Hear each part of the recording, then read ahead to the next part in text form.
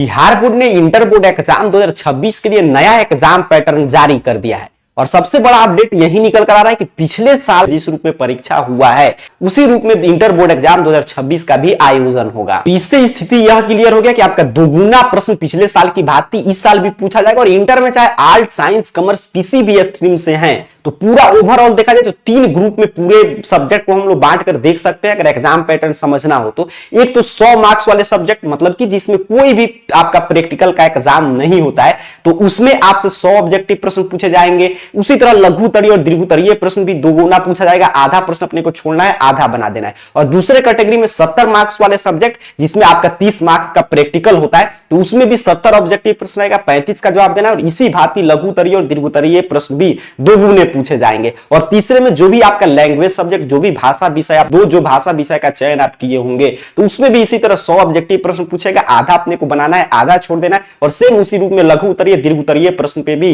दोगुना विकल्प देखने को मिलेगा। अर्थात कि कोई विद्यार्थी मान लीजिए 60 से 70% सिलेबस भी तो इस स्तर से उस सिलेबस को कंप्लीट करता है कि उससे कोई भी प्रश्न आए तो नहीं छूटे, तो आसानी से वो 60 से 70% सिलेबस पढ़ के भी 100% स्कोर कर सकता है। बाकी इस पे detail video AR Career Point YouTube channel पे अपलोड हो चुका है तो वहां से जाकर आप देखकर चीजें समझ सकते हैं।